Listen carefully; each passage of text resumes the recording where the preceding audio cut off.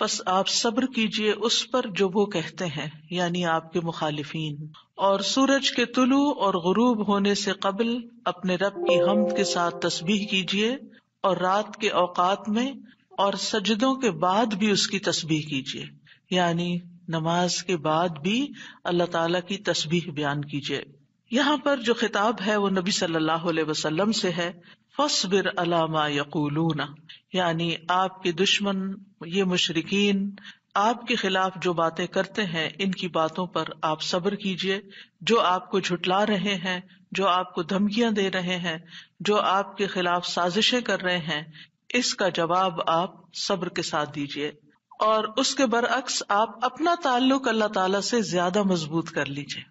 یعنی کتنی خوبصورت تعلیم ہے ہمارے دین کی کہ جب لوگ مخالفت کریں تو بجائے اس کے کہ ان سے الجھنا شروع کر دیں اور ان کی باتوں کا جواب دینے لگیں اور خود کو ڈیفینڈ کرنا شروع کر دیں، کرنے کا کام کیا ہے کہ ہم اللہ کی طرف توجہ کریں، رغبت کریں، دعا کریں، اللہ کی تسبیح بیان کریں، اس کی حمد بیان کریں۔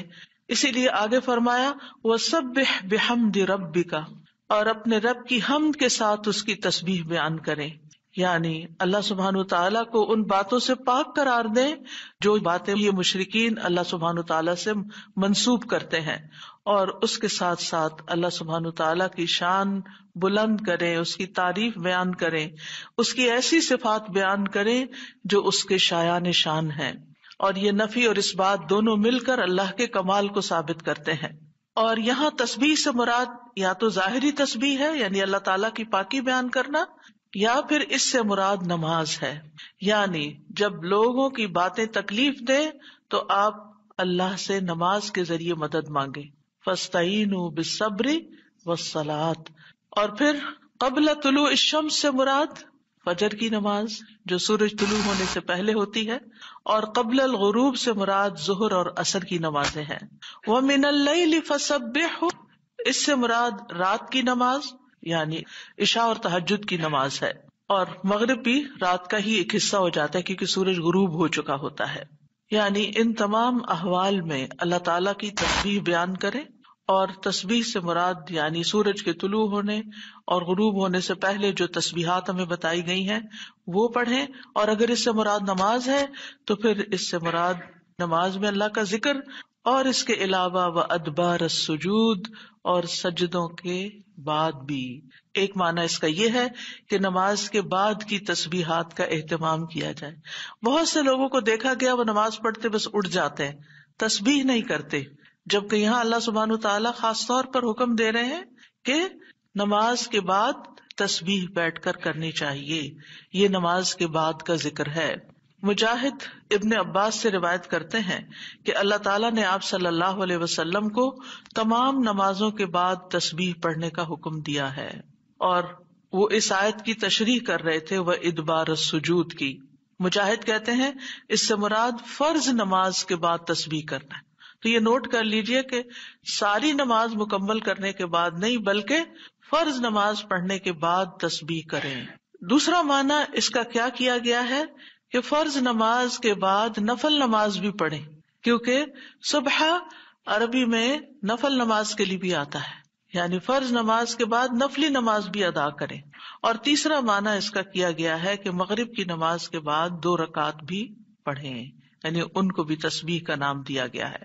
اسی طرح سورۃ الطور میں اللہ تعالیٰ فرماتے ہیں وَاصْبِرْ لِحُكْمِ رَبِّكَ فَإِنَّكَ بِأَعْيُنِنَا وَسَبِّحْ بِحَمْدِ رَبِّكَ حِينَ تَقُومُ وَمِنَ اللَّيْلِ فَسَبِّحْهُ وَإِدْبَارَ النُّجُومِ۔ اور آپ اپنے رب کے حکم کے آنے تک صبر کیجئے، پس بے شک آپ ہماری نگاہوں کے سامنے ہیں، اور جس وقت آپ کھڑے ہوتے ہیں آپ اپنے رب کی حمد کے ساتھ تسبیح کیجئے، اور رات کو بھی اور ستاروں کے پلٹنے کے بعد بھی اس کی تسبیح کیجئے۔ یہاں بھی نبی صلی اللہ علیہ وسلم کو صبر کا حکم دیا گیا ہے کہ آپ اپنے رب کا حکم آنے تک صبر کرتے رہیں۔ فَإِنَّكَ بِأَعْيُنِنَا، آپ ہماری نگاہوں کے سامنے ہیں، آپ ہماری توجہ میں ہیں، ہماری نظروں میں ہیں، ہمارے علم میں ہیں، آپ ہماری حفاظت میں ہیں۔ یعنی عربی کے محاورے کے مطابق کوئی نگاہوں میں ہو کا مطلب یہ کہ ہم اس کی نگرانی کر رہے ہیں، حفاظت کر رہے ہیں، جسے موسیٰ علیہ السلام کے بارے میں اللہ تعالیٰ نے فرمایا وَلِتُصْنَعَ عَلَىٰ عَيْنِي، تاکہ آپ کی پرورش میری آنکھوں کے سامنے کی جائے، یعنی میری حفاظت اور حراست کے ساتھ. اور وَسَبِّحْ بِحَمْدِ رَبِّكَ حِينَ تَقُومُ، اس کا معنی ہے کہ جب آپ مجلس سے اٹھیں تو تسبیح کریں، جب نیند سے اٹھیں تو تسبیح کریں، جب نماز کے لیے اٹھیں تو تسبیح کریں، اور نماز میں بھی تسبیح کریں. اور اسی طرح تسبیح کے دو اور معنی بھی کیے گئے ہیں کہ رکوع اور سجدوں میں تسبیح کریں، اور پھر دعائے استفتاح میں تسبیح کریں، سبحانک اللہم و بحمدک، یہاں بھی تسبیح ہے. تو آپ دیکھ رہے ہیں کہ ہم دن میں کتنی بار اللہ سبحانہ وتعالیٰ کی تسبیح بیان کرتے ہیں. وَمِنَ اللَّيْلِ فَسَبِّحْهُ، رات میں بھی تسبیح کریں، اور اس سے مراد رات کی نماز، رات کی تسبیح ہے. جیسے بیڈ پہ جاتے ہوئے تسبیحات فاطمہ نبی صلی اللہ علیہ وسلم نے حضرت فاطمہ کو سکھائی تھی تاکہ ان کی تھکاوٹ دور ہو جائے. نماز کے علاوہ بھی تسبیح کرتے رہنا چاہیے. ادبار النجوم کے بھی 3 معنی ہیں. ایک معنی کیا گیا ہے فجر سے پہلے کی 2 رکعتیں پڑھنا. نبی صلی اللہ علیہ وسلم یہ رکعتیں نہ سفر میں چھوڑتے تھے نہ گھر میں، کبھی بھی آپ نے یہ سنت نماز نہیں چھوڑی. اور پھر اسی طرح اس سے مراد فجر کی 2 رکعات بھی لی گئی، اور نماز کے بعد کی تسبیح بھی مراد ہے. ان دونوں آیات سے پتہ چلتا ہے کہ نماز کے بعد بھی ذکر کرنے کی اہمیت اور ضرورت ہے، جس سے بہت سے لوگ غافل ہوتے ہیں. قرآن مجید میں اللہ تعالیٰ فرماتے ہیں فَإِذَا قَضَيْتُمُ الصَّلَاةَ فَاذْكُرُوا اللَّهَ قِيَامًا وَقُعُودًا وَعَلَى جُنُوبِكُمْ، پھر جب تم نماز پوری کر چکو تو اللہ کو کھڑے، بیٹھے اور اپنے پہلوؤں پر لیٹے ہوئے یاد کرو. یعنی بعض اوقات ایسا ہوتا ہے کہ آپ نماز پڑھ لیتے ہیں اور پھر سمجھتے ہیں کہ ہم اللہ کے ذکر سے فارغ ہو گئے اور اب ہم دنیا کے کام میں لگ جائیں. ہاں، دنیا کے کام 2-3 طرح سے ہی ہوتے ہیں. یا کھڑے ہو کے کوئی کام ہو رہا ہوتا ہے، آپ کچن میں چلے جاتے ہیں، کوکنگ کر رہے ہیں، آپ اپنا ذکر جاری رکھیں. یا پھر آپ بیٹھ گئے ہیں اور بیٹھ کے کوئی کام کر رہے ہیں، تسبیح جاری رکھیں، ذکر جاری رکھیں. اور اسی طرح اگر آپ لیٹ گئے آرام کرنے کے لیے تو بھی ذکر جاری رکھیں. یعنی ہر حال میں اللہ تعالیٰ کا ذکر کرتے رہیں. اسی طرح سورۃ جمعہ میں اللہ تعالیٰ فرماتے ہیں فَإِذَا قُضِيَتِ الصَّلَاةُ فَانتَشِرُوا فِي الْأَرْضِ وَابْتَغُوا مِن فَضْلِ اللَّهِ وَاذْكُرُوا اللَّهَ كَثِيرًا لَعَلَّكُمْ تُفْلِحُونَ. پھر جب نماز پوری کر لی جائے تو زمین میں پھیل جاؤ اور اللہ کے فضل سے تلاش کرو، یعنی اپنے دنیا کا کام کاروبار کرو اور اللہ کو بہت یاد کرو. یعنی اپنے بزنس آورز میں بھی، اپنی جاب پر بھی اللہ کو نہیں بھولنا. کیوں؟ لعلکم تفلحون، تاکہ تم فلاح پاؤ، کامیاب ہو جاؤ. اسی طرح اللہ سبحانہ وتعالیٰ رمضان کے روزے مکمل کرنے کے بعد کس چیز کا حکم دیتے ہیں؟ وَلِتُكْمِلُوا الْعِدَّةَ وَلِتُكَبِّرُوا اللَّهَ عَلَى مَا هَدَاكُمْ وَلَعَلَّكُمْ تَشْكُرُونَ، اور تاکہ تم تعداد پوری کرو اور تاکہ تم اللہ کی بڑائی بیان کرو، تکبیرات پڑھو، اور اس پر کہ اس نے تم کو ہدایت بخشی، اور تاکہ تم شکر ادا کرو. اسی طرح حج کے مناسک ادا کرنے کے بعد بھی ذکر کا حکم ہے. فَإِذَا قَضَيْتُم مَّنَاسِكَكُمْ فَاذْكُرُوا اللَّهَ كَذِكْرِكُمْ آبَاءَكُمْ أَوْ أَشَدَّ ذِكْرًا. پھر جب تم اپنے حج کے مناسک پورے کر چکو تو اللہ کو یاد کرو جس طرح اپنے باپ دادا کو یاد کیا کرتے تھے، بلکہ اس سے بھی زیادہ یاد کرنا. یعنی باپ دادا کو یاد کرنے، ماں باپ کو یاد کرنے سے بھی زیادہ اللہ کا ذکر کیا کرو، اللہ سبحانہ تعالیٰ کو زیادہ یاد کیا کرو. کیونکہ انسانوں کی یاد انسانوں کو دکھی کرتی ہے، لیکن اللہ کی یاد دلوں کے اطمینان کا باعث بنتی ہے، دلوں کے اندر سکون کا باعث بنتی ہے. الا بذکر اللہ تطمئن القلوب، خبردار اللہ کے ذکر سے دلوں کو اطمینان نصیب ہوتا ہے. تو آپ نے دیکھا کہ تمام عبادات کے بعد ذکر کا حکم ہے، تسبیح کا حکم ہے، تکبیر کا حکم ہے. اسی طرح نماز کے بعد خاص طور پر، یعنی نماز پڑھتے ہی اٹھ نہیں جانا چاہیے، بلکہ وہاں بیٹھ کر بھی اللہ کا ذکر کرنا چاہیے، اور اس میں غفلت نہیں برتنی چاہیے اور سستی نہیں ہونی چاہیے. بعض لوگ سلام پھیرتے ہی سنت پڑھنے کے لیے کھڑے ہو جاتے ہیں، جیسے آج کل تراویح میں جلدی ہوتی ہے لوگوں کو، تو بس فرض نماز پڑھی، آیت الکرسی کا بھی ٹائم نہیں ملتا کہ جلدی سے سنت کا ہوتا ہے کہ اگر آیت الکرسی پڑھنے بیٹھ گئے تو سنت رہ جائے گی، امام صاحب تراویح شروع کر دیں گے. تو میں سوچتی ہوں کہ جب گھر سے نکل ہی آئے اللہ کی یاد کے لیے تو کم از کم مسنون مستحب طریقے سے ہی ہم ساری عبادات کریں تاکہ وہ دل کو پھر اطمینان بھی نصیب ہو. بہرحال ایک نماز کے بعد فوراً اگلی نہیں شروع کر دینی چاہیے، اس کے بیچ کے وقفے میں اللہ کا ذکر کرنا چاہیے. نبی صلی اللہ علیہ وسلم فجر کی نماز کے بعد طلوع آفتاب تک نماز کی جگہ بیٹھے رہتے تھے، اور فجر ارلی شروع کرتے تھے، اندھیرے میں شروع کرتے تھے، اور فجر پڑھنے کے بعد بیٹھے رہتے اور ذکر کرتے رہتے. سماک بن حرب کہتے ہیں میں نے جابر بن سمرہ سے عرض کیا کیا آپ رسول اللہ صلی اللہ علیہ وسلم کے پاس بیٹھے تھے؟ انہوں نے فرمایا کہ ہاں بہت زیادہ، میں بہت بیٹھتا رہا ہوں آپ کے پاس. آپ اپنی نماز کی جگہ سے کھڑے نہیں ہوتے تھے جس جگہ صبح کی نماز پڑھتے تھے جب تک کہ سورج نہ نکل آتا، پھر جب سورج نکل آتا تو آپ کھڑے ہو جاتے. اسی طرح ایک اور روایت میں آتا ہے نبی صلی اللہ علیہ وسلم جب فجر کی نماز پڑھتے تھے تو اپنی جگہ بیٹھے رہتے یہاں تک کہ سورج خوب اچھی طرح طلوع ہو جاتا. تو پھر اس وقت کیا کرتے تھے؟ اشراق کے نوافل. تو اس سے آپ اندازہ لگائیں کیا ہم میں سے کوئی یہ کہہ سکتا ہے کہ میں رسول اللہ صلی اللہ علیہ وسلم سے زیادہ مصروف انسان ہوں، میں زیادہ بزی ہوں، میرے بہت کام ہے، میرے پاس بیٹھنے کا وقت نہیں ہے؟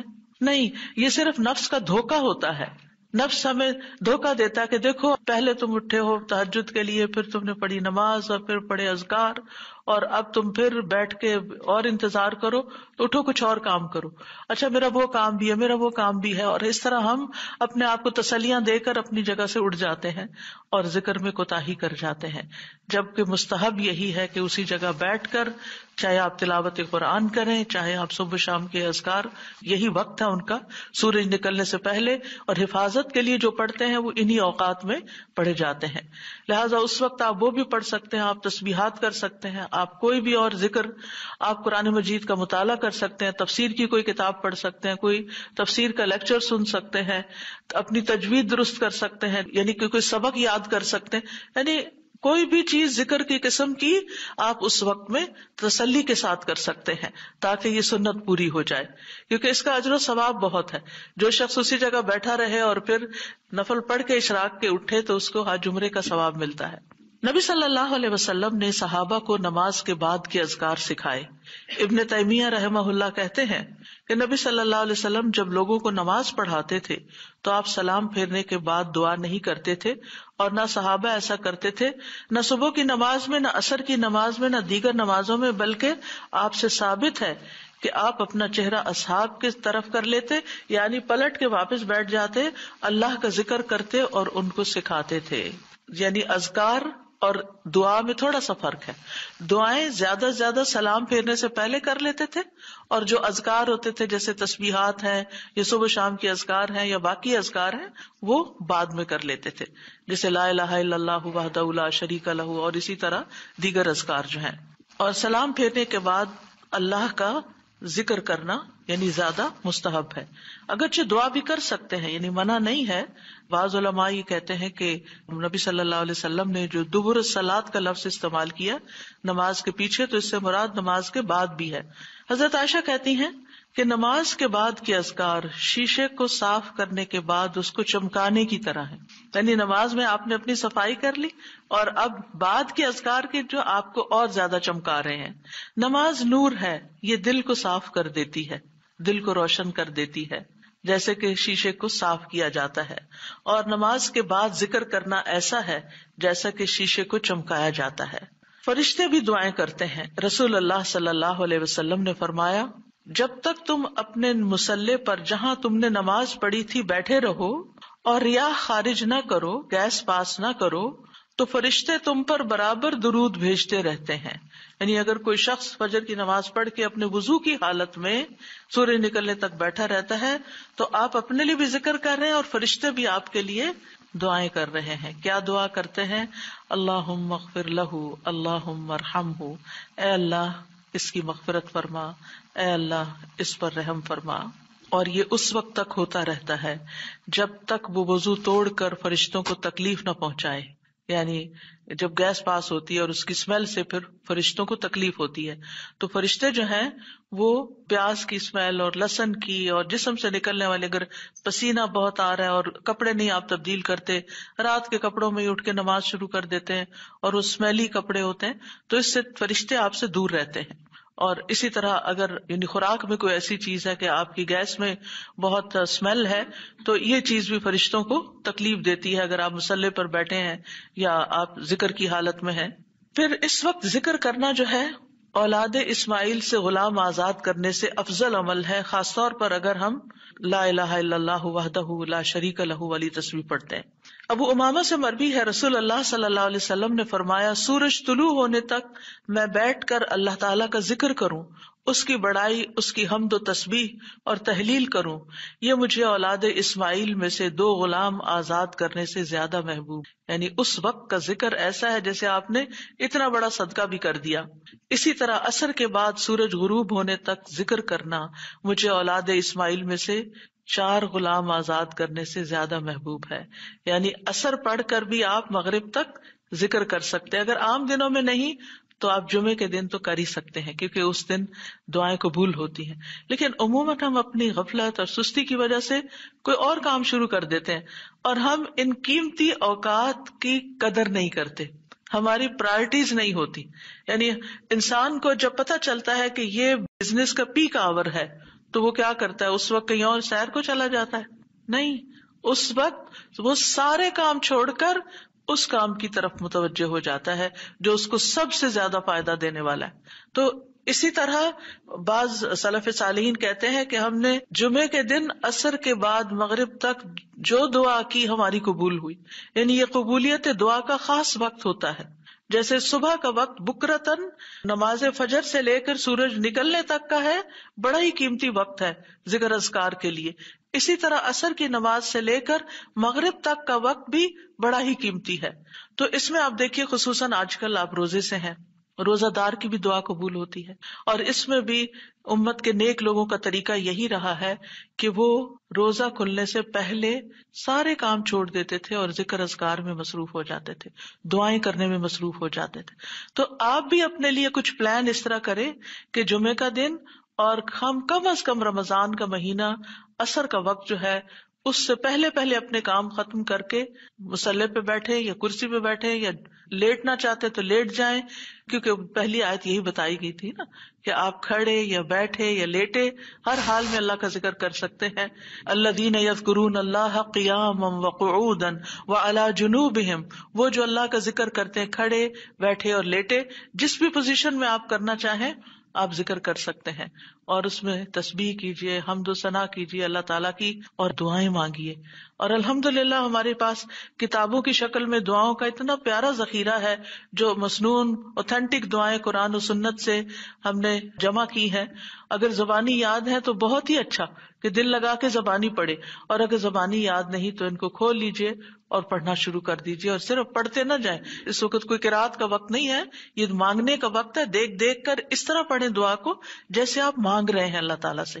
تو انشاءاللہ آپ کے دین، دنیا، آخرت کے سارے مسائل حل ہوں گے اور ایک پرامن پرسکون زندگی بسر کریں گے اگر ان اوقات کی آپ قدر کر لیں. کیونکہ جو قبولیت کے اوقات ہیں ان کو گنوانا نہیں چاہیے، ان کو ہاتھ سے جانے نہیں دینا چاہیے. آپ صبح فجر کے وقت مثلاً اگر رمضان میں ہر روز 1 سپارہ پڑھتے ہیں، آدھا سپارہ فجر کے بعد پڑھ لیں، آدھا سپارہ عصر کے بعد پڑھ لیں. تو اس طرح بیلنس بھی ہو جائے گا، آپ کا دل نہیں گھبرا، کیونکہ ہمارا نفس جو ہے نا وہ اتنا آزاد منشا کہ وہ کہیں ایک جگہ بیٹھنے کی قید قبول نہیں کرتا. وہ بار بار ہمیں کہتا ہے اچھا فون چیک کر لو، اچھا وہ کر لو، وہ کر لو، اور توجہ اور یکسوئی سے ہمیں ذکر اذکار نہیں کرنے دیتا. تو اس کو ٹیم کرنے میں، اس کو ڈسپلن کرنے میں وقت لگے گا. لیکن ونس ایک دفعہ آپ عادی ہو گئے، آپ نے اس گھوڑے کو قابو کر لیا، آپ نے اس کو بٹھا لیا. جیسے بچے کو بٹھانے میں مشکل ہوتی ہے لیکن جب بیٹھ جاتے پھر بیٹھ جاتے ہیں. تو پھر انشاءاللہ آپ دیکھیں گے کہ آپ کے لیے یہ گھڑیاں بڑی پر لذت ہو جائیں گی. آپ ان گھڑیوں کو انجوائے کریں گے، آپ کا اور زیادہ دل چاہے گا کہ کاش یہ اور لمبی ہو جائے. اچھا روزہ کھل گیا، ابھی تو میرا یہ بھی اور یہ بھی ٹارگٹ پورا نہیں ہوا. پھر اسی طرح یہ ہے کہ رسول اللہ صلی اللہ علیہ وسلم نے فرمایا، جو شخص فجر کی نماز جماعت کے ساتھ پڑھنے کے بعد بیٹھ کر اللہ کا ذکر کرتا رہے یہاں تک کہ سورج نکل آئے، پھر 2 رکعتیں پڑھے، اس کے لیے 1 حج اور عمرے کا ثواب ہے۔ انس فرماتے ہیں، پھر رسول اللہ صلی اللہ علیہ وسلم نے 3 بار فرمایا، پورا پورا پورا، یعنی پورا ثواب حج عمرے کا، پورا ثواب حج عمرے کا، پورا ثواب۔ یعنی آپ سوچئے کہ حج عمرہ کرنا کوئی آسان کام ہے؟ مشکل کام ہے، جس میں مال بھی انوالو ہے، آپ کی ایفرٹ بھی، آپ کا گھر چھوڑنا بھی، سب کچھ۔ لیکن اگر آپ کو ایک مصلی پہ بیٹھ کے اتنا بڑا اجر و ثواب ملتا ہے تو اور کیا چاہیے۔ صرف بات ہے اپنے نفس کو منانے کی، اپنے دل کو اور اپنے آپ کو ڈسپلن کرنے کی، اور ایک دفعہ آپ نے شروع کر لیا، اور اگر نہیں ہو پا رہا تو اللہ سے دعا کریں کہ اللہ تعالیٰ توفیق دے دے، اللہ تعالیٰ آسان کر دے، تو انشاءاللہ آپ کے لیے آسانی بھی ہو جائے گی۔ پھر اسی طرح نبی صلی اللہ علیہ وسلم نے فرمایا، اللہ تعالیٰ فرماتا ہے کہ میں اپنے بندے کے ساتھ ہوتا ہوں جب وہ مجھے یاد کرتا ہے اور میری یاد میں اپنے ہونٹ ہلاتا ہے۔ اور ایسے لوگ جو ذکر میں آگے ہوتے ہیں وہ درجات میں بھی بہت آگے ہیں، سبقت لے جانے والے ہیں، فالسابقون السابقون ہیں۔ رسول اللہ صلی اللہ علیہ وسلم نے فرمایا، مفردون سبقت لے گئے۔ صحابہ نے پوچھا، یا رسول اللہ مفردون کون ہوتے ہیں؟ آپ صلی اللہ علیہ وسلم نے فرمایا، جو اللہ کے ذکر میں مشغول رہتے ہیں، یعنی ہر وقت ان کا دھیان اپنے رب کی طرف ہوتا ہے، کیونکہ ذکر میں دل میں بھی یاد ذکر کہلاتا ہے، زبان سے کچھ بولنا بھی ذکر ہے، اور اس کے علاوہ قرآن کی تلاوت، نماز، یہ ساری ذکر کی قسمیں ہیں۔ یعنی کچھ فارمل ہے، کچھ انفارمل ہے، کچھ خبر ہے یعنی جیسے تسبیحات وغیرہ ہوتی، کچھ میں دعا ہوتی ہے، طلب ہوتی ہے، اللہ تعالیٰ سے اپنی حاجت مانگتے ہیں، یہ ساری چیزیں ذکر میں شمار ہوتی ہیں۔ اب آ جاتے ہیں ہم نماز کے بعد کے اذکار کے متعلق، اور یہ اذکار بھی آپ کو اس کتاب میں ملیں گے، نماز کے اذکار، یعنی نماز کے اندر کے ذکر بھی اور نماز کے بعد کے بھی۔ نماز کا سلام پھیرتے ہی نماز ختم ہو جاتی ہے، اس کے بعد سب سے پہلے کہنا چاہیے اللہ اکبر 1 بار، اور تھوڑا سا بلند آواز سے، جس سے پتہ چلے کہ نماز پڑھ لی ہے۔ اللہ اکبر۔ ابن عباس کہتے ہیں، میں نبی صلی اللہ علیہ وسلم کی نماز کے مکمل ہونے کو تکبیر کی وجہ سے سمجھ جاتا تھا۔ یعنی مثلا کوئی نفل پڑھ رہا ہے تو آپ کو نہیں پتہ چلتا کہ پڑھ چکا یا نہیں، لیکن اگر اس نے بلند آواز سے کہہ دیا اللہ اکبر تو پتہ چل گیا کہ ہاں اس کی نماز مکمل ہو گئی ہے۔ کیوں اللہ اکبر کہیں؟ کہ اللہ ہر چیز سے بڑا۔ آپ دیکھیں ہم نے نماز کا آغاز کس سے کیا تھا؟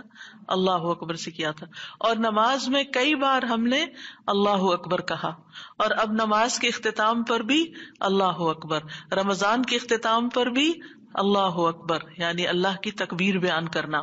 اللہ سبحانہ وتعالیٰ قرآن مجید میں فرماتے ہیں، اتل ما اوحی الیک من الکتاب واقم الصلاۃ ان الصلاۃ تنہی عن الفحشاء والمنکر ولذکر اللہ اکبر واللہ یعلم ما تصنعون۔ کتاب میں سے جو آپ کی طرف وحی کیا گیا ہے اس کی تلاوت کیجیے اور نماز قائم کیجیے، بے شک نماز بے حیائی اور برائی سے روکتی ہے، اور یقیناً اللہ کا ذکر تو سب سے بڑی چیز ہے، اور اللہ کو معلوم ہے جو کچھ تم کرتے ہو۔ تو اللہ کا ذکر سب سے بڑی چیز، اور اس ذکر میں اللہ کو سب سے بڑا قرار دینا سب سے بڑی چیز۔ اور نبی صلی اللہ علیہ وسلم اور پھر صحابہ کا طریقہ بھی یہی تھا کہ آپ فرض نمازوں کے بعد ذکر کرتے اور آوازیں بلند کرتے، یعنی نماز کے بعد کا ذکر جو ہے اس میں آواز اونچی ہوتی ہے۔ ابن عباس اس بات سے معلوم کر لیتے کہ لوگوں نے سلام پھیر لیا ہے کیونکہ وہ ان کے ذکر کی آواز سنتے تھے۔ یعنی مطلب یہ ہے کہ نماز کے بعد اللہ اکبر بھی اونچی آواز میں، استغفر اللہ استغفر اللہ استغفر اللہ یہ بھی ذرا اونچی آواز میں، یعنی ایک ہوتا ہے سری ذکر یعنی دل ہی دل میں پکارنا، اور ایک ہوتا ہے جاہری جس میں یہ ذکر جو نماز کے بعد ہوتا ہے اس کو تھوڑا اونچی آواز میں کرنا چاہیے، اور جس طرح وتر ختم ہونے کے بعد سبحان الملک القدوس سبحان الملک القدوس سبحان الملک القدوس ذرا اونچی آواز میں کہنا چاہیے۔ تو نبی صلی اللہ علیہ وسلم اس ذکر کو ہمیشہ اونچی آواز میں کرتے تھے، ٹھیک ہے، یعنی آپ کی اقتداء، آپ کی پیروی ہر معاملے میں یہ عبادت کے درجات کو بڑھا دیتی ہے۔ اور اس میں ہم یہ بھی دیکھتے ہیں کہ صحابہ کرام جو تھے وہ نبی صلی اللہ علیہ وسلم کی صرف سنت کو نہیں سیرت کو بھی آگے بیان کرتے تھے کہ آپ نے کوئی کام کیا اور کس طریقے سے کیا، مثلا ذکر کیا اور کس طرح کیا، بلند آواز سے کیا یا آہستہ آواز سے کیا، بیٹھ کر کیا یا کھڑے ہو کر کیا. اور پھر آپ دیکھیے کہ نماز کے بعد اذکار جو ہیں وہ زیادہ پسندیدہ ہیں، یعنی دعاؤں کی نسبت زیادہ اذکار. ٹھیک ہے. اور پھر اسی طرح آپ دیکھیے کہ دوسرا ذکر جو آپ کریں گے وہ ہے استغفر اللہ 3 بار. استغفر اللہ استغفر اللہ. ثوبان کہتے ہیں رسول اللہ صلی اللہ علیہ وسلم جب اپنی نماز سے فارغ ہوتے تھے تو 3 مرتبہ استغفار فرماتے تھے، 3 بار استغفار کرتے. ولید کہتے ہیں میں نے اوزائی سے پوچھا آپ استغفار کس طرح فرمایا کرتے تھے؟ تو انہوں نے کہا آپ فرماتے تھے استغفر اللہ استغفر اللہ. اب نماز پڑھ لی ہے، استغفر اللہ کیوں؟ اس لیے کہ ہم تو نماز کا حق بھی ادا نہیں کرتے. ہمارا دھیان کہاں سے کہاں چلا جاتا ہے، ہم کئی دفعہ بھول جاتے ہیں، ہمیں سجدہ سہو کرنا تک یاد نہیں رہتا، ہمیں کچھ پتہ نہیں ہوتا ہم نے کون سی سورت پڑھی، کیا تلاوت کی. ہو سکتا ہے تلاوت میں کوئی غلطی کر دیں، ہو سکتا ہے کہ تسبیح کی جگہ کچھ اور پڑھ دیں بھول چوک کے. تو ہم نماز کے اندر بھی بہت کچھ غلط کرتے رہتے ہیں جانے انجانے.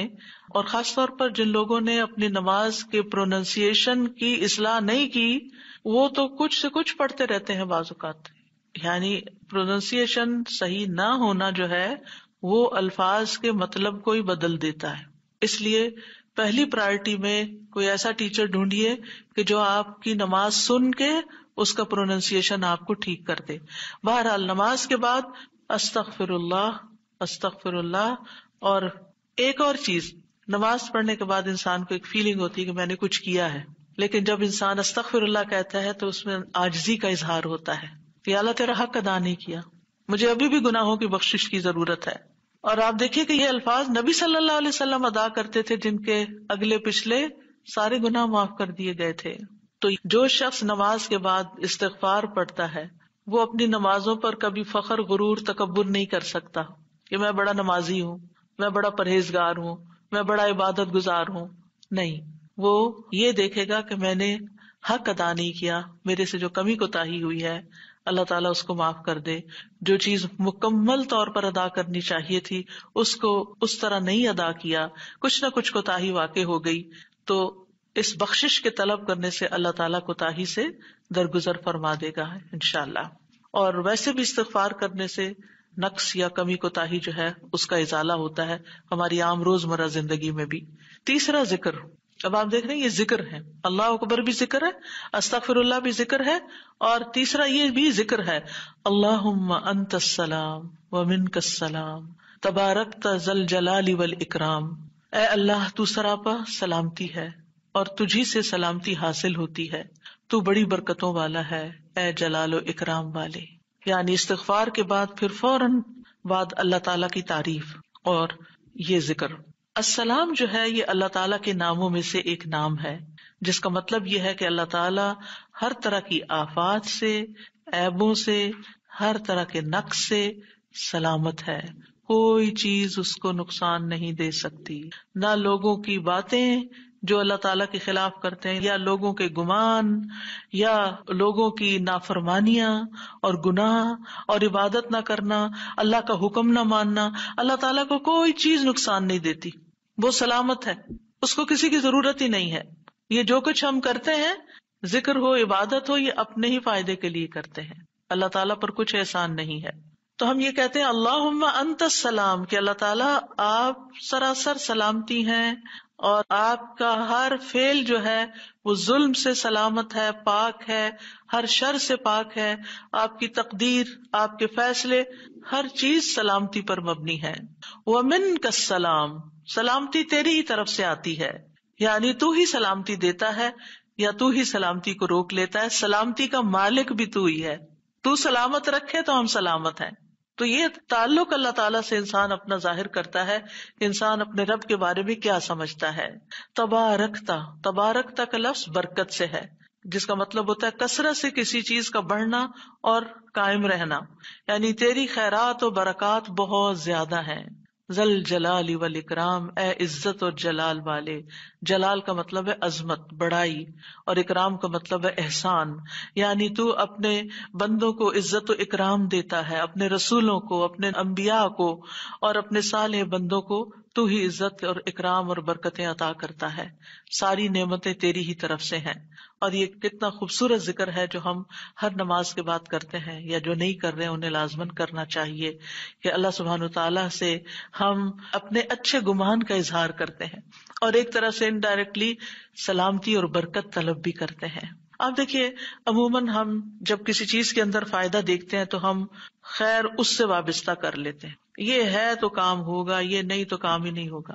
مثلاً آپ کوئی قلم خریدتے ہیں اور اس سے لکھنا شروع کرتے ہیں اور آپ کو اچھا لگتا ہے، یا آپ اس سے جو لکھنا چاہتے تھے آرٹیکل یا کوئی چیز یا نوٹس اپنے تو بڑے اچھے لکھ پاتے ہیں، تو آپ کہنے لگتے ہیں یہ قلم بڑا مبارک ہے.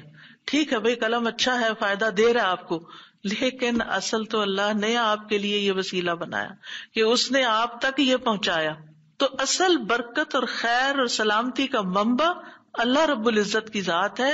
چیزوں کے ساتھ مت چمٹ جائیے اور ان پر اتنے ڈپینڈنٹ نہ ہو جائیں کہ اللہ کو بھول جائیں اور اللہ تعالیٰ کی نعمت اور اللہ تعالیٰ کا احسان یاد نہ کریں. تو اس لیے ہر نماز کے بعد ہم اس بات کا اقرار کرتے ہیں کہ ساری برکتیں تیری ذات سے ہیں یا رب، ساری سلامتی تیری طرف سے ہے یا رب، عزت اور اکرام تیری ہی طرف سے ہے یا رب، تو ہی جس کو چاہے اس پر احسان فرماتا ہے، لہٰذا ہم یہ سب کچھ تجھ سے ہی طلب کرتے ہیں. پھر آپ دیکھیے چوتھا ذکر ہے لا الہ الا اللہ وحدہ لا شریک لہ لہ الملک ولہ الحمد وہو علی کل شیء قدیر. یہ بھی آپ 3 بار پڑھ سکتے ہیں، یہ بھی ذکر ہے، یعنی 3 مرتبہ اللہ تعالی کی توحید کا اقرار. مغیرہ بن شعبہ جو وحی کے کاتب تھے ان سے مروی ہے کہ معاویہ رضی اللہ عنہ نے مغیرہ کو لکھا کہ کوئی حدیث جو آپ نے رسول اللہ صلی اللہ علیہ وسلم سے سنی ہو وہ مجھے لکھ کر بھیجیں. راوی کہتے ہیں کہ مغیرہ رضی اللہ عنہ نے انہیں لکھا کہ میں نے آپ صلی اللہ علیہ وسلم سے سنا ہے آپ اپنی نماز سے فارغ ہونے کے بعد 3 مرتبہ یہ پڑھا کرتے تھے لا الہ الا اللہ وحدہ لا شریک لہ لہ الملک ولہ الحمد وہو علی کل شیء قدیر. سب سے پہلے توحید کا اقرار کہ اللہ ایک ہے، وہی الہ ہے، وہی خالق ہے، مالک ہے، رب ہے، معبود ہے. پھر اس بات کا انکار کہ کوئی اس کا شریک ہو، لا شریک لہ. اور پھر لہ الملک، بادشاہت بھی اسی کی ہے، معبود بھی وہی ہے، بادشاہ بھی وہی ہے، اور ایسا بادشاہ ہے ولہ الحمد کہ اس کی تعریف ہے. دنیا کے بادشاہوں کا حشر ہوتا دیکھا ہے آپ نے، ان کے ساتھ کیا کیا جاتا ہے، لیکن اللہ سبحانہ تعالیٰ کی بادشاہت پر کوئی آنچ نہیں آتی، کوئی اس کو ہلا نہیں سکتا، کوئی اس کو نقصان نہیں دے سکتا، کوئی اس پر باتیں نہیں بنا سکتا، کوئی اس کا نقص نہیں نکال سکتا کہ اللہ تعالیٰ نے آسمان میں یہ کیا چیز بنا دی، زمین میں کیا بنا دی. نہیں، وَلَهُ الْحَمْدُ، اسی کی ہے تعریف. یعنی ایسا بادشاہ کہ جو قابل تعریف ہے، اور ایسا بادشاہ کہ وَهُوَ عَلَى كُلِّ شَيْءٍ قَدِيرٌ. دنیا کے بادشاہ انتہائی بس لاچار ہوتے ہیں، ان کے ہاتھ میں کچھ نہیں ہوتا، وہ انسانوں کے محتاج ہوتے ہیں، انسانوں کی خدمت کے، انسانوں کی مدد کے، انسانوں کے مال کے محتاج ہوتے ہیں. یہ بادشاہت کیا بادشاہت ہے جس کی ساری ڈیپینڈنسی لوگوں کے اوپر ہے. تو اصل بادشاہت تو اللہ کی ہے کہ جو ہر چیز پر پوری قدرت رکھتا ہے. تو آپ اس احساس کے ساتھ اگر اللہ تعالیٰ کا یہ ذکر کرتے ہیں تو آپ کا دل ایک سکون سے بھر جائے گا، ایک خوشی سے بھر جائے گا کہ میں ایسی ہستی کو جانتی ہوں، ایسی ذات کو جانتی ہوں کہ جو اتنی خوبیوں کی مالک ہے. کیونکہ یہ انسان کی فطرت میں ہے، انسان کی نفسیات میں ہے کہ وہ کسی چیز کی تعریف کر کے خوش ہوتا ہے، اور عام طور پر ہم صرف سامنے نظر آنے والی چیزوں کی تعریف کر کر کے خوش ہوتے رہتے ہیں، اور تھوڑے دن کے بعد وہ بھی خراب ہو جاتی ہے، وہ تعریف بھی ساتھ ہی چلی جاتی ہے. انسان ہے تو مر جاتے ہیں، ان کے اعمال ہے تو ختم ہو جاتے ہیں، اور کبھی وہ اچھے ہوتے ہیں اور پلٹ بھی جاتے ہیں. وہ کہاں گئی تعریفیں؟ جوان ہے تو بڑھاپے میں ساری تعریفیں چلی گئی، مالدار تھے تو غریب ہوئے تو ساری تعریفیں چلی گئیں. اسی طرح علم ہے اور جنون لاحق ہو گیا تو ساری تعریفیں چلی گئیں، سب کچھ الٹ گیا. اور دنیا کے یہ سارے نظارے آپ نے دیکھے ہوں گے کہ جب ہر نعمت لوگوں پر الٹ جاتی. اسی لیے ہم دعا کرتے ہیں نا کہ اللہم انی اعوذ بک من زوال نعمتک، کہ اللہ نعمتوں کے زوال سے بچانا. یہ انتہائی تکلیف دہ چیز ہے، لیکن یہ ایک دنیا کا قانون ہے، یہ سب کچھ ہوتا ہے اور ہماری آنکھیں دیکھتی ہیں. لیکن اللہ سبحانہ وتعالی ان سب چیزوں سے پاک ہے، اس کو کوئی زوال نہیں اور اس کا کوئی کچھ بگاڑ نہیں سکتا، اور وہ ہر چیز پر پوری طرح قادر ہے، جو چاہے کر سکتا ہے، اور تعریف اسی کے لیے ہے. 5واں ذکر لا الہ الا اللہ وحدہ لا شریک لہ لہ الملک ولہ الحمد وہو علی کل شیء قدیر. اللہم لا مانع لما اعطیت ولا معطی لما منعت ولا ينفع ذا الجد منك الجد.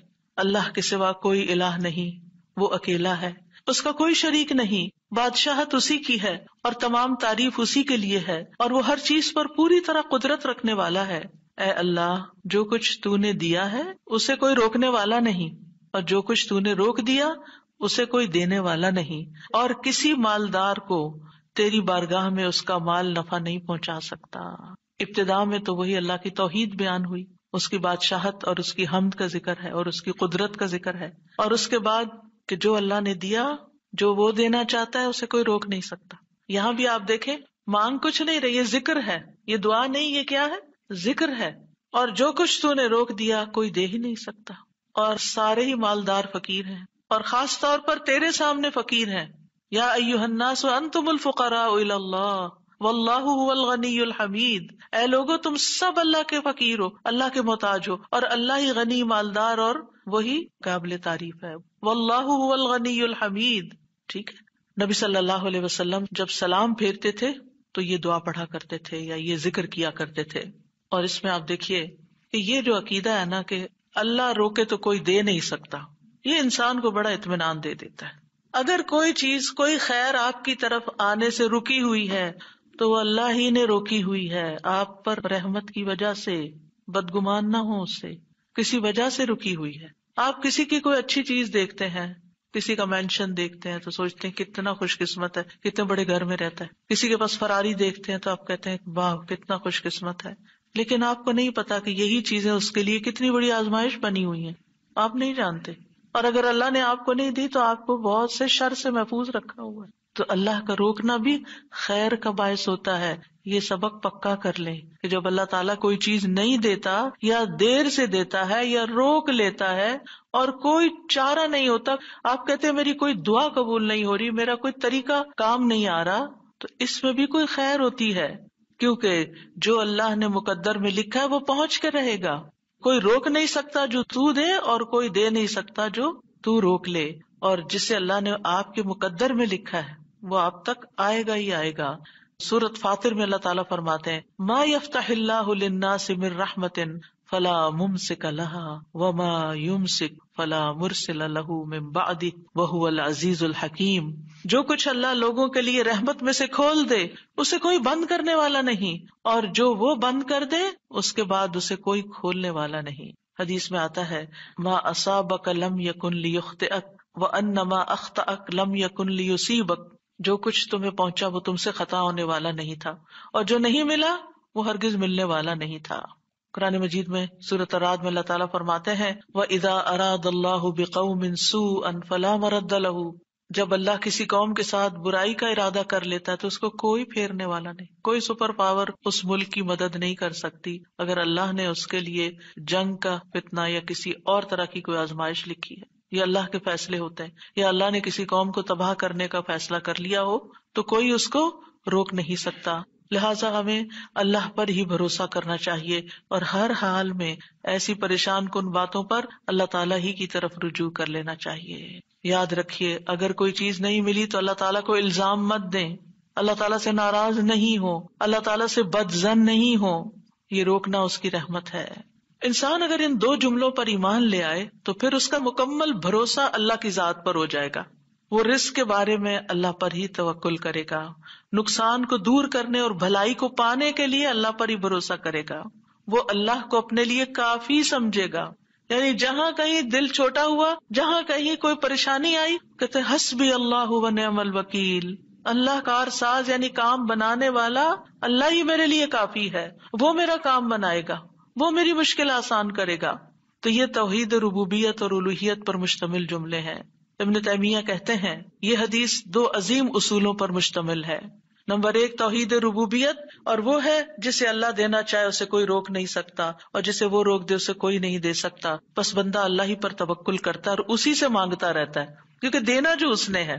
تو پھر کسی اور سے کیوں مانگے گا، کسی اور سے توقع لگا کے کیوں بیٹھ جائے گا، کسی اور کے در پہ کیوں جائے گا. اس کو پتا ہے صرف اللہ ہی نے کرنا ہے جو کرنا ہے. اس سے عقیدہ توحید پکا ہوتا چلا جاتا ہے کہ صرف اللہ ہی نے کرنا ہے.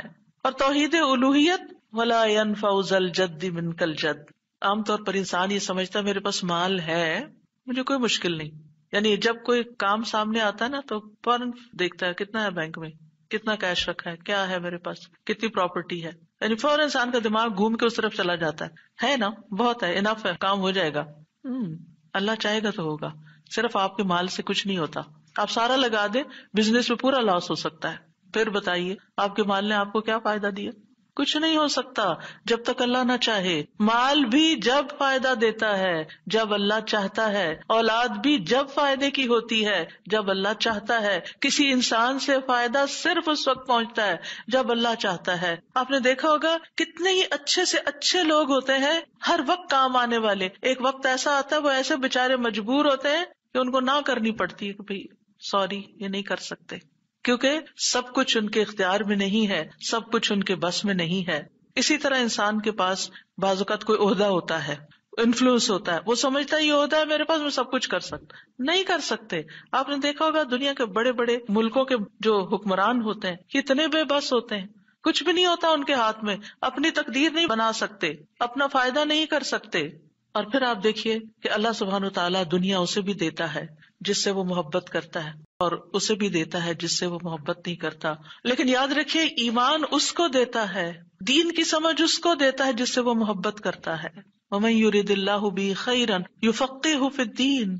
دنیا تو سب کے پاس، مومن مسلم کافر سب کے پاس ہو سکتی ہے دنیا کے بڑے بڑے فائدے ہر ایک کو مل سکتے ہیں، لیکن دین اس کو ملتا ہے جس سے اللہ محبت کرتا ہے۔ لہذا انسان کو اللہ ہی کی طرف رغبت کرنی چاہیے، اور کبھی بھی اپنے مال پہ، اپنے جاہ پہ، اپنے ریسورسز پہ، اپنی قوتوں پر، اپنے علم پر کبھی بھروسہ نہیں کرنا چاہیے کہ یہ میرے لیے کچھ بنائیں گے اور ان کی وجہ سے میں آگے بڑھ جاؤں گا اور ان کی وجہ سے میرا بہت فائدہ ہوگا۔ جب اللہ فائدہ لائے گا نا، ان میں سے کوئی ایک چیز بھی آپ کے پاس نہیں ہوگی تو آپ کا کام بن جائے گا۔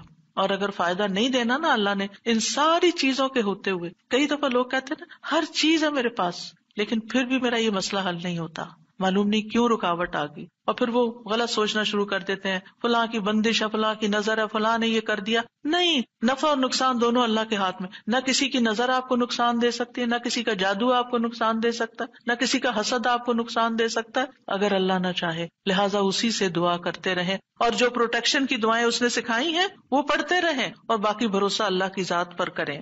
پھر چھٹا ذکر ہے لا الہ الا اللہ وحدہ لا شریک لہ لہ الملک ولہ الحمد وہو علی کل شیء قدیر لا حول ولا قوة الا باللہ لا الہ الا اللہ ولا نعبد الا ایاہ لہ النعمۃ ولہ الفضل ولہ الثناء الحسن لا الہ الا اللہ مخلصین لہ الدین ولو کرہ الکافرون۔ اللہ کے سوا کوئی الہ نہیں، وہ اکیلا ہے، اس کا کوئی شریک نہیں، بادشاہت اسی کی ہے اور تمام تعریف اسی کے لیے ہے، اور وہ ہر چیز پر پوری طرح قدرت رکھنے والا ہے، اور گناہ سے بچنے کی طاقت اور نیکی کرنے کی طاقت اللہ کے سوا کوئی دینے والا نہیں، اللہ کے سوا کوئی الہ نہیں، ہم صرف اسی کی عبادت کرتے ہیں، اسی کی ساری نعمتیں ہیں، اسی کا سارا فضل ہے اور اسی کے لیے خوبصورت تعریف ہے، اللہ کے سوا کوئی الہ نہیں، ہم اسی کے لیے دین میں اخلاص رکھنے والے ہیں اگرچہ کافر ناپسند کریں۔ ابن زبیر سلام پھیر کر ہر نماز کے بعد یہ کہتے، اور راوی کہتے ہیں کہ انہوں نے کہا کہ رسول اللہ صلی اللہ علیہ وسلم ہر نماز کے بعد ان کلمات کے ساتھ تحلیل کیا کرتے تھے، یعنی اللہ تعالیٰ کی حمد و ثنا بیان کرتے تھے۔ یہ بھی کیا ہے نماز کے بعد کا ذکر، اور اس میں آپ دیکھیے لا الہ الا اللہ وحدہ کے علاوہ لا حول ولا قوت الا باللہ، لا حول ولا قوت الا باللہ، کہ کوئی پھیرنے کی قوت یعنی کسی برائی کو، نقصان کو دور کرنے کی، اور اسی طرح کوئی فائدہ حاصل کرنے کی قوت اللہ ہی کے پاس ہے، کسی گناہ سے دور ہونے اور کسی نیکی کے کرنے کی ہمت طاقت اللہ ہی کے پاس ہے۔ تو یہ لا حول ولا قوت الا باللہ بہت فائدہ دیتا ہے اور اس کی کثرت کرنے کو کہا گیا ہے۔ اور لا الہ الا اللہ ولا نعبد الا ایاہ، ہم صرف اسی کی عبادت کرتے ہیں۔ لہ النعمۃ ولہ الفضل وَلَهُ الثَّنَاءُ الْحَسَنُ، نعمت بھی اور فضل بھی اور اچھی تعریف سب اللہ ہی کے لیے ہے، اور ہم مخلص ہو کر اللہ کی عبادت کرتے ہیں، مخلصین لہ الدین لا الہ الا اللہ وَلَوْ كَرِهَ الْكَافِرُونَ، اگرچہ کافر ناپسند کریں، ان کو ہماری توحید اچھی نہ لگے، لیکن پھر بھی ہم صرف ایک اللہ ہی کو مانتے ہیں۔ ساتویں چیز ہے تسبیحات، سبحان اللہ 33 بار، الحمدللہ 33 بار اور اللہ اکبر 33 بار، اور 34ویں بار لا الہ الا اللہ وحدہ لا شریک لہ لہ الملک ولہ الحمد وہو علی کل شیء قدیر. ہر نماز کے بعد ان تسبیحات کو پڑھنے کی فضیلت کیا ہے؟ ابو ہریرہ کہتے ہیں رسول اللہ صلی اللہ علیہ وسلم نے فرمایا جس آدمی نے ہر نماز کے بعد 33 مرتبہ سبحان اللہ، 33 مرتبہ الحمدللہ اور 33 مرتبہ اللہ اکبر کہا تو یہ 99 کلمات ہو گئے.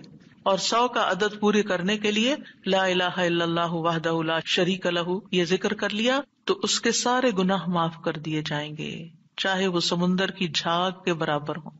یعنی 100 کا عدد پورا کرنے کے لیے کیا پڑھنا ہے؟ لا الہ الا اللہ وحدہ لا شریک لہ لہ الملک ولہ الحمد وہو علی کل شیء قدیر. رسول اللہ صلی اللہ علیہ وسلم نے فرمایا ہر نماز کے بعد کچھ ایسے اذکار ہیں جن کو پڑھنے والا یا جن کو کرنے والا کبھی محروم نہیں ہوتا، جن میں سے سبحان اللہ 33 بار، الحمدللہ 33 بار اور 34 بار اللہ اکبر. یعنی اگر لا الہ الا اللہ پورا نہیں پڑھ سکتے تو اللہ اکبر کو 34 بار کر کے 100 کی گنتی پوری کر لیں. پھر اسی طرح رسول اللہ صلی اللہ علیہ وسلم کے پاس کچھ فقیر صحابہ حاضر ہوئے، کہا کہ امیر لوگ بلند درجات اور ہمیشہ رہنے والی جنت حاصل کر چکے. حالانکہ جس طرح ہم نماز پڑھتے ہیں وہ بھی پڑھتے ہیں، جیسے ہم روزے رکھتے ہیں وہ بھی رکھتے ہیں، لیکن مال و دولت کی وجہ سے انہیں ہم پر فضیلت حاصل ہے. اس کی وجہ یہ کہ وہ حج کرتے ہیں، عمرہ کرتے ہیں، جہاد کرتے ہیں، صدقے دیتے ہیں، اور ہم محتاجی کی وجہ سے یہ کام نہیں کر سکتے. آپ نے فرمایا کیا میں تمہیں ایک ایسا عمل نہ بتا دوں اگر تم اس کی پابندی کرو گے تو جو لوگ تم سے آگے بڑھ چکے ہیں تم انہیں پالو گے اور تمہارے مرتبے تک کوئی نہیں پہنچ سکتا، اور تم اپنے سامنے موجود لوگوں میں سب سے بہتر ہو جاؤ گے سوائے ان کے جو یہی عمل شروع کر دیں. ہر نماز کے بعد 33 بار سبحان اللہ، 33 بار الحمدللہ، 33 بار اللہ اکبر، اور پھر 34ویں بار تو وہ ذکر آپ کو بتا ہی دیا گیا. اور اگر آپ 33 بار نہ پڑھ سکیں تو 10 بار سبحان اللہ، 10 بار الحمدللہ اور 10 بار اللہ اکبر پڑھ لیا کریں. یعنی اگر جلدی ہے تو پھر 10 بار بھی پڑھ سکتے ہیں. نبی صلی اللہ علیہ وسلم نے فرمایا 2 عمل ایسے ہیں اگر کوئی مسلمان بندہ ان کی پابندی کر لے تو جنت میں داخل ہوگا، اور وہ بہت آسان ہے مگر ان پر عمل کرنے والے بڑے کم ہیں. وہ کیا ہیں؟ ہر نماز کے بعد 10 بار سبحان اللہ، 10 بار الحمدللہ، 10 بار اللہ اکبر. فرمایا زبان کی ادائیگی کے اعتبار سے تو 150 بار ہے، یعنی 5 نمازوں میں 10 بار، اور ترازو میں 1500 ہوں گے. اور جب سونے لگے تو 34 بار اللہ اکبر، 33 بار الحمدللہ اور 33 بار سبحان اللہ کہے. زبانی طور پر تو یہ 100 ہے مگر میزان میں یہ تسبیحات 1000 ہوں گی. اور وہ کہتے ہیں یقیناً میں نے رسول اللہ صلی اللہ علیہ وسلم کو دیکھا، آپ انہیں اپنے ہاتھ سے شمار کرتے تھے. اور پھر کہتے ہیں دائیں ہاتھ سے تو کرنے کا طریقہ کیا ہے؟ 3 دفعہ اوپر کو جائیے سبحان اللہ سبحان اللہ سبحان اللہ، اور 3 دفعہ نیچے کو آ جائیے سبحان اللہ سبحان اللہ سبحان اللہ. ایک انگلی پہ 6 بار ہو گیا، تو آپ کی 5 انگلیاں، تو 5 کو 6 دفعہ ضرب دیں تو کیا ہوتا ہے؟ 30، اور 3 دفعہ اور پڑھ لیں، اور اگر 34 ہے تو ایک اور پڑھ لیں. تو اس طرح ایک ہی ہاتھ پر، دائیں ہاتھ پر یہ تسبیحات آسانی سے پڑھی جا سکتی ہیں، کیونکہ ہاتھ سے تسبیح کرنا زیادہ پسندیدہ ہے. حضرت عبداللہ بن عمر کہتے ہیں میں نے رسول اللہ صلی اللہ علیہ وسلم کو دیکھا، آپ داہنے ہاتھ کی انگلیوں پر تسبیح کو شمار کرتے تھے، اور آپ نے صحابیات کو حکم دیا تھا کہ وہ اللہ کی تکبیر، تقدیس، تحلیل کی پابندی اختیار کریں اور اپنی انگلیوں پر شمار کریں، کیونکہ ان سے سوال ہوگا اور یہ بلوائی جائیں گی. قیامت کے دن ہاتھ بولیں گے، تو اگر ان پہ تسبیح آپ پڑھتے ہیں تو یہ بول کے بتائیں گے ہم تو اللہ کا ذکر کرتے رہے. 8ویں چیز ہے آیت الکرسی. اللہ لا الہ الا هو الحی القیوم لا تأخذہ سنۃ ولا نوم لہ ما فی السماوات وما فی الارض من ذا الذی یشفع عندہ الا بإذنہ یعلم ما بین ایدیہم وما خلفہم ولا یحیطون بشیء من علمہ الا بما شاء وسع کرسیہ السماوات والارض ولا یؤودہ حفظہما وہو العلی العظیم. پورا اللہ کا تعارف ہے. اللہ وہ ہے کہ اس کے سوا کوئی معبود نہیں، وہ زندہ ہے، ہر چیز کو قائم رکھنے والا ہے، نہ اسے کچھ اونگ پکڑتی ہے اور نہ کوئی نیند. اسی کا ہے جو کچھ آسمانوں میں ہے اور جو کچھ زمین میں ہے. کون ہے جو اس کے پاس اس کی اجازت کے بغیر سفارش کرے؟ وہ جانتا ہے جو کچھ ان کے سامنے اور جو کچھ ان کے پیچھے ہے، اور وہ اس کے علم میں سے کسی چیز کا احاطہ نہیں کر سکتے مگر جتنا وہ چاہے. اس کی کرسی آسمانوں اور زمین کو سمائے ہوئے ہے، اور اسے ان دونوں کی حفاظت یعنی آسمان و زمین کی حفاظت تھکاتی نہیں، اور وہی سب سے بلند، سب سے بڑا ہے. ہر نماز کے بعد آیت الکرسی پڑھنے کی فضیلت یہ ہے کہ جو شخص نماز کے بعد اس کو پڑھ لیتا ہے اور اس نماز کے بعد اس کی ڈیتھ ہو جاتی ہے تو فرمایا اس کو موت کے علاوہ کوئی چیز جنت میں جانے سے نہیں روک سکتی، مر گیا تو سیدھا جنت میں۔ یہ قرآن مجید کی سب سے افضل آیت ہے۔ ابو ذر غفاری کہتے ہیں میں مسجد حرام میں داخل ہوا اور رسول اللہ صلی اللہ علیہ وسلم کو اکیلے دیکھ کر آپ کے پاس آ کے بیٹھ گیا۔ میں نے کہا یا رسول اللہ صلی اللہ علیہ وسلم کون سی آیت افضل ہے جو آپ پہ نازل ہوئی؟ آپ نے فرمایا آیت الکرسی۔ کرسی کے مقابلے میں 7 آسمان اس طرح ہے جیسے بیابان زمین میں کوئی چھلا گرا پڑا ہو، اور پھر کرسی کے مقابلے میں عرش کا حجم اتنا ہے جیسے اس چھلے کے مقابلے میں بیابان کا وجود۔ اور یہ قرآن مجید کی سب سے عظیم آیت بھی ہے۔ ابی ابن کعب سے روایت ہے ایک مرتبہ نبی صلی اللہ علیہ وسلم نے ان سے پوچھا اللہ کی کتاب میں سب سے عظیم آیت کون سی ہے؟ انہوں نے کہا اللہ اور اس کا رسول ہی زیادہ جانتے ہیں۔ آپ نے یہ سوال کئی مرتبہ دہرایا تو ابی ابن کعب نے کہا آیت الکرسی۔ یہ سن کر آپ نے فرمایا ابو المنذر تمہیں تمہارا علم مبارک ہو، اس ذات کی قسم جس کے ہاتھ میں میری جان ہے، عرش کے پائے کے پاس یہ اللہ بادشاہ کی پاکیزگی بیان کرتی ہوگی، اس کی ایک زبان اور 2 ہونٹ ہوں گے، یعنی جو لوگ اس پڑھیں گے وہ ان کے حق میں ایک طرح سے گواہ ہوگی۔ 9ویں چیز جو نماز کے بعد پڑھنی چاہیے وہ ہے معوذات، سورۃ الاخلاص، سورۃ الفلق، سورۃ الناس۔ پہلی سورت میں اللہ تعالیٰ کی توحید بیان ہوئی ہے، دوسری سورت میں انسان کو پناہ مانگنے کے لیے کہا گیا ہے، کہہ دیجئے میں مخلوق کے رب کے پناہ پکڑتا ہوں اس چیز کے شر سے جو اس نے پیدا کی، اور اندھیری رات کے شر سے جب وہ چھا جائے، اور گرہوں میں پھونکنے والیوں کے شر سے، اور حسد کرنے والے کے شر سے جب وہ حسد کرے۔ انہی چیزوں کا خوف رہتا ہے نا، کوئی جادو کر دے گا، کوئی حسد کر لے گا۔ ہر نماز کے بعد پڑھیں گے کس وقت وہ کرے گا؟ اس کو تو آپ موقع ہی نہیں دے رہے کہ وہ جادو کرے یا آپ سے حسد کرے۔ ہر 2 نمازوں کے بیچ میں جو کوئی ایسا فتنہ فساد آیا اس کا ازالہ ہوتا چلا جائے گا۔ عقبہ بن عامر کہتے ہیں کہ رسول اللہ صلی اللہ علیہ وسلم نے مجھے حکم دیا تھا کہ میں ہر نماز کے بعد معوذات پڑھا کروں، یعنی یہ 3 صورتیں پڑھا کروں۔ 10ویں چیز ہے رب اعنی علی ذکرک و شکرک و حسن عبادتک، اللہ کے ذکر، اس کے شکر اور اچھی عبادت پر اللہ کی مدد مانگنا۔ معاذ بن جبل کہتے ہیں کہ رسول اللہ صلی اللہ علیہ وسلم نے میرا ہاتھ پکڑا اور فرمایا اے معاذ اللہ کی قسم میں تم سے محبت کرتا ہوں۔ کتنے خوش قسمت تھے معاذ رضی اللہ عنہ۔ میں نے عرض کیا یا رسول اللہ صلی اللہ علیہ وسلم میں بھی آپ سے محبت کرتا ہوں، تو رسول اللہ صلی اللہ علیہ وسلم نے فرمایا تم پابندی سے ہر نماز میں یہ دعا مانگا کرو رب اعنی علی ذکرک و شکرک و حسن عبادتک۔ معاذ رضی اللہ عنہ جو ہیں 33 سال کی عمر میں امواس کے طاعون میں شہید ہو گئے تھے۔ He was only 33 years old۔ ان کا مقام کیا تھا؟ آپ کی بشارت کے مطابق وہ جنت میں علماء کے قائد ہوں گے، یعنی علماء امت کے جو عالم ہیں ان کو جنت کی طرف لیڈ کر رہے ہوں گے۔ کس وجہ سے آپ صلی اللہ علیہ وسلم نے ان سے محبت کا اظہار کیا؟ علم کی وجہ سے، علم کے حریص تھے اور نیکی کے کاموں میں آگے آگے، اور اتنی چھوٹی عمر میں عین جوانی کے وقت فوت بھی ہو گئے اور کتنا بڑا درجہ اور مقام پا گئے۔ ہمیں آج تک یہ سمجھ نہیں آتی کہ کون سے کام ایسے کریں کہ جس سے اللہ کی محبت ملے، جس سے اللہ کا قرب نصیب ہو، اور جس سے ہمیں رسول اللہ صلی اللہ علیہ وسلم کی محبت اور آپ کی شفاعت نصیب ہو۔ تو یہ ایک دعا ہے ان دعاؤں میں سے جو آپ نے خاص طور پر حضرت معاذ کا ہاتھ پکڑ کے قسم کھا کے محبت کا اظہار کر کے آپ کو یہ دعا سکھائی۔ چند لفظ ہیں، کیا ہمارے لیے یہ پڑھنا بھی مشکل ہے؟ پھر ہم اپنے لیے اس دنیا سے کیا کما رہے ہیں؟ اگر ہمیں اتنی بھی توفیق نہیں کہ نماز کے بعد ٹک کے یہ 4 کلمے پڑھ لیں تو پھر ہماری نمازیں کیا ہیں؟ ہم نے کیا مانگا اللہ سے؟ ہم تو دنیا کی اور آخرت کی خیر سے محروم ہو گئے۔ اور یہ دعا آپ دیکھیے اللہم سے بھی شروع ہوتی ہے اور ربی سے بھی شروع ہوتی ہے، دونوں کا ایک ہی تقریباً مطلب ہے، ایک میں الوہیت ہے اور ایک میں ربوبیت ہے۔ یعنی میں اللہ سے درخواست کرتا ہوں کہ اے اللہ مجھے اپنے ذکر پر، اور ذکر میں قرآن، نماز، تحلیل، تسبیح، استغفار، درود، سب چیزیں شامل ہیں، اللہ مجھے توفیق دے۔ اور پھر وہ شکر کی بھی توفیق۔ اور آپ دیکھیے کہ جب ہم دعا مانگتے ہیں نا کہ اللہم انی علی ذکرک، تو مطلب یہ ہے کہ ہماری زبان جو ہے وہ آپ کی اطاعت کرتی رہے، وہ کلمات بولتی رہے جس سے آپ کا ذکر ہوتا رہے۔ یعنی ایک تو ہے یہ مسنون اذکار ان کا پڑھنا، اور ایک یہ ہے کہ اللہ تعالیٰ کی نعمتوں کا ذکر کرنا، اللہ تعالیٰ کے احسانات کا ذکر کرنا، اللہ تعالیٰ کی قدرت کی نشانیوں کا ذکر کرنا، اللہ کے فضل کا ذکر کرنا۔ وَأَمَّا بِنِعْمَةِ رَبِّكَ فَحَدِّثْ، یہ بھی ذکر ہے۔ آپ اپنے بچوں کے ساتھ بات کر رہے ہیں اور اللہ تعالیٰ کے بارے میں کوئی بات کر رہے ہیں، دین کے بارے میں کوئی بات کر رہے ہیں، تو یہ بھی ذکر میں شمار ہو۔ تو اللہ مجھے توفیق دے، آئین اللہ میری مدد کر.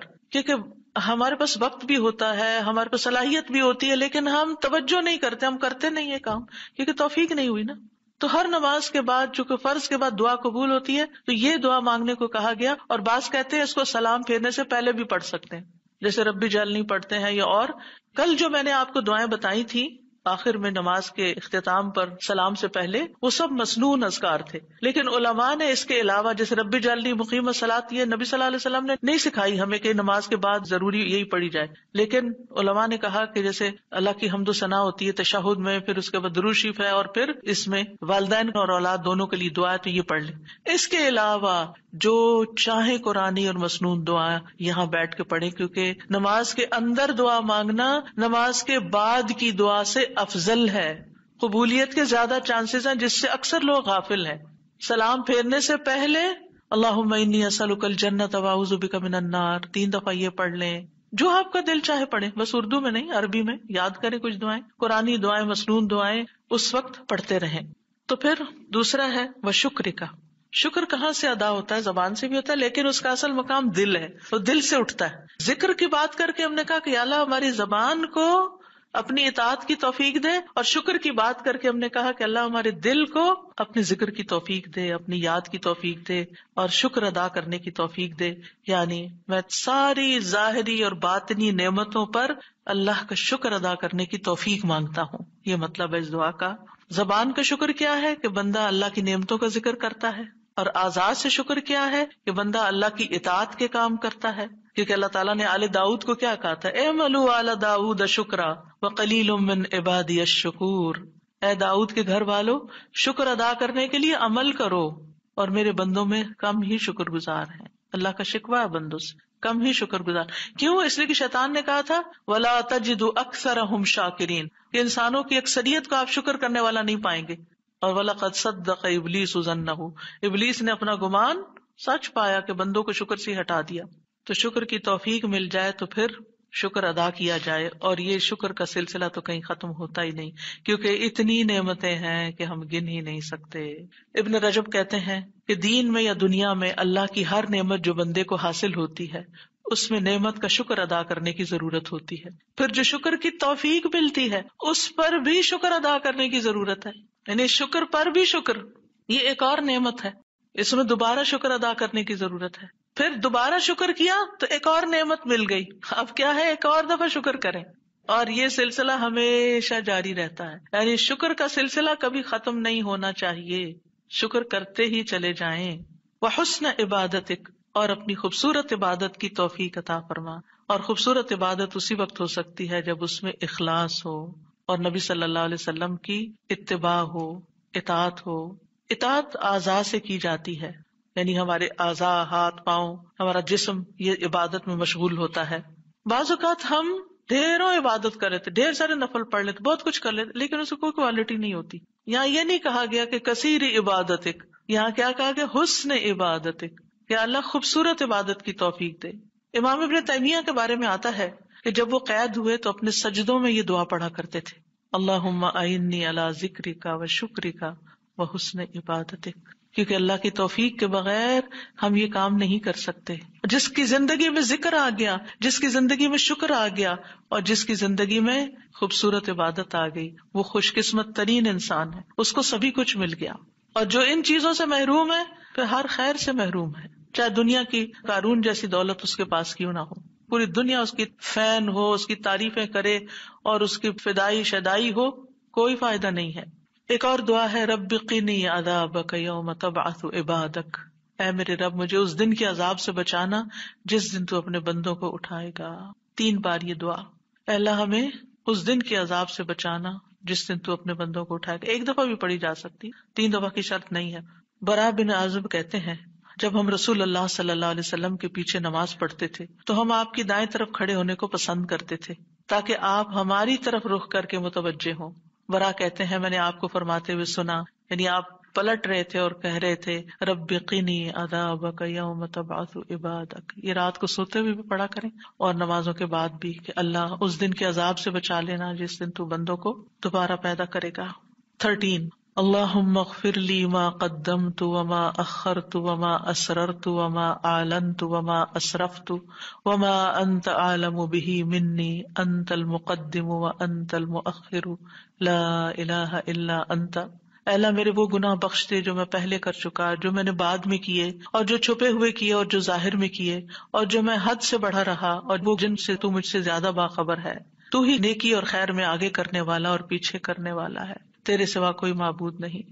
نبی صلی اللہ علیہ وسلم سلام پھیرنے کے بعد یہ دعا پڑھا کرتے تھے، یعنی اس دعا کے بارے میں ثابت ہے کہ سلام کے بعد پڑھا کرتے تھے۔ تو اللہم اغفر لی ما قدمت، بات یہ ہے کہ جو نیک لوگوں کی نیکیاں ہوتی ہیں وہ مقربین کے گناہ شمار ہوتے ہیں، یعنی ان کا سٹینڈرڈ اور ہائی ہوتا ہے نا، ان کی کوالٹی اور اچھی ہوتی ہے۔ تو اس لیے نبی صلی اللہ علیہ وسلم کے گناہ کوئی نہیں تھے کہ جس کے لیے آپ بخشش مانگتے تھے، ایک تو ہمیں سکھانے کے لیے، اور دوسرا یہ ہے کہ نیکیوں میں سے جو کم درجے کی نیکیاں ہوں ان پر بھی۔ وما اخرت، اور جو عبادت مجھ سے تاخیر ہوئی، کوتاہی ہوئی، جو میں نے لیٹ کی، جس کا حق ادا نہیں کیا۔ وما اسررت، جو میں نے چھپایا، جو میرے دل میں وسوسے اور خیالات آئے، بعض اوقات نماز کے اندر وسوسے آنا شروع ہو جاتے ہیں، تو یا اللہ تو اس کو بھی معاف کر دے۔ وما اعلنت، اور جو میں نے ظاہراً کیے، یعنی وہ اقوال افعال جو سب کے سامنے، لوگوں کے سامنے کوئی بری مثال پیش کی، یعنی یہ نبی صلی اللہ علیہ وسلم کے نہیں، یہ ہمارے لیے ہے کہ ہم بعض اوقات ایسی بات کر جاتے ہیں، ایسا کام کر جاتے ہیں جو دوسروں کو پٹ آف کر دیتا ہے نیکی کے کاموں سے، یا ان کو دین سے ہٹا دیتا ہے، یا اور اسی طرح کی غلطیاں ہم کرتے ہیں۔ اور پھر آپ دیکھیے کہ نبی صلی اللہ علیہ وسلم کی ہمبلنس بھی اس سے پتہ چلتی ہے کہ کتنے آپ ہمبل تھے، کہ سارا کچھ کر کے، بہترین عبادت کر کے پھر بخشش بھی مانگ رہے ہیں۔ اور پھر آپ دیکھیے کہ وما اسرفت، ہر معاملے میں ہم حد سے پار ہو جاتے ہیں، خوشی میں، غم میں، بے صبری میں، ہر چیز میں۔ تو اس کی بھی دعا ہے یہ کہ اللہ جہاں بھی میں حد لمٹ کراس کر رہا ہوں، اللہ مجھے وہ کراس کی ہوئی لمٹ کے آگے جو غلط کام کیا ہے مجھ سے تو وہ بھی معاف کر دے۔ اور وما انت عالم بہ منی، اور جو تو مجھ سے زیادہ جانتا ہے، یعنی خاص کے بعد عام کا بھی ذکر ہے، یعنی میں نے تو مانگ لیا جو مجھے سمجھ آتی تھی، اب اس کے علاوہ بھی جو کچھ ہے اس کو بھی آپ معاف کر دیجیے۔ اور پھر انت المقدم و انت المؤخر، دوسرے روایت میں انت المقدم والمؤخر بھی آتا ہے، جس کو تو چاہتا ہے آگے بڑھا دیتا ہے نیکی میں، جس کو تو چاہتا ہے پیچھے کر دیتا ہے۔ یعنی یہ نہ سوچیے کہ آج میں اگر نیکیوں میں آگے ہوں تو ہمیشہ ایسے ہی رہوں گی، ہمیشہ ڈرتے رہا کریں، پیچھے بھی ہو سکتے ہیں، تو یا اللہ تو مجھے آگے ہی رکھنا، مراد یہ ہے۔ اور اگر نبی صلی اللہ علیہ وسلم کے بارے میں ہے تو آپ کی نبوت سب سے آخر میں تھی، وہ ایک پازیٹیو سینس میں ہے، انت المقدم و انت المؤخر۔ اور پھر اسی طرح یہ ہے کہ قیامت کے دن سب سے پہلے آپ اٹھائے جائیں گے، حالانکہ دنیا میں آپ کی نبوت سب سے آخر میں تھی۔ تو یہ اللہ تعالیٰ کا فیصلہ ہوتا ہے، جس چیز پر وہ چاہتا ہے اپنے بندوں کو اتارتا ہے، جس کو چاہتا ہے آگے بڑھاتا ہے، جس کو چاہتا ہے عزت دیتا ہے، جس کو چاہتا ہے ذلت دیتا ہے، اور بندوں کے ایک دوسرے پر درجات ہیں۔ نمبر 14، سبحانک اللہم و بحمدک استغفرک و اتوب الیک۔ یہ مجلس کے اختتام پر بھی اور نماز کی دعاؤں کے اختتام پر بھی، پاک ہے تو اے اللہ، تیری ہی حمد ہے، میں تجھ سے بخشش مانگتا ہوں، تیری ہی طرف میں رجوع کرتا ہوں۔ یہ اچھے عمل پر مہر لگانے والے کلمات ہیں۔ حضرت عائشہ سے روایت ہے کہ رسول اللہ صلی اللہ علیہ وسلم جب کسی مجلس میں بیٹھتے یا نماز پڑھتے یا کچھ کلمات پڑھتے، حضرت عائشہ نے ان کے بارے میں پوچھا تو آپ نے فرمایا، اگر کسی شخص نے اس مجلس میں اچھی باتیں کی ہوں گی تو یہ کلمات قیامت تک ان باتوں کے لیے مہر بن جائیں گے، اور اگر اس نے اس مجلس میں کوئی فضول بات کی ہے تو یہ اس کے لیے کفارہ بن جائیں گے۔ اور اس کے دیگر روایات بھی ہیں، یعنی دیگر طرق بھی ہیں اس دعا کے۔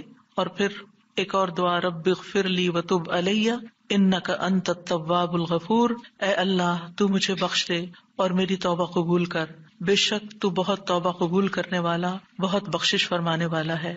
فجر اور مغرب کی نماز کے بعد کا خاص ذکر، لا الہ الا اللہ وحدہ لا شریک لہ، لہ الملک ولہ الحمد یحیی ویمیت وہو علی کل شیء قدیر۔ اللہ کے سوا کوئی الہ نہیں، وہ اکیلا ہے، اس کا کوئی شریک نہیں، بادشاہت اسی کی ہے، تمام تعریف اسی کے لیے ہے، اور وہ ہر چیز پر پوری قدرت رکھنے والا ہے۔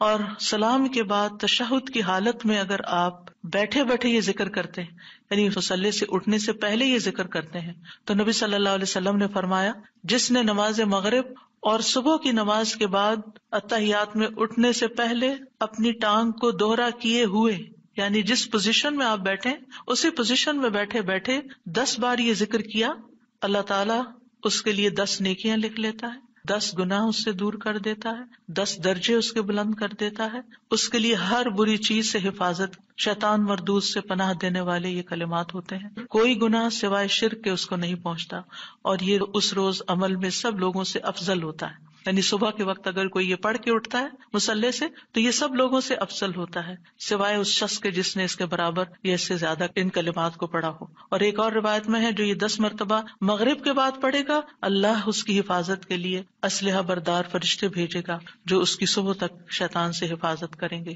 اللہ تعالیٰ سے دعا ہے کہ اللہ تعالیٰ ہمارے ان اعمال کو قبول کرے اور ہمیں اس ذکر کی توفیق دے۔ میں یہ پڑھتے ہوئے سوچ رہی تھی کہ جو شخص یہ ساری دعائیں پڑھے نماز کے بعد، اس کے پاس فضول کام کرنے کا کون سا وقت باقی بچے گا۔ وآخر دعوانا ان الحمد للہ رب العالمین۔ سبحانک اللہم وبحمدک، اشہد ان لا الہ الا انت، استغفرک واتوب الیک۔ السلام علیکم ورحمۃ اللہ وبرکاتہ۔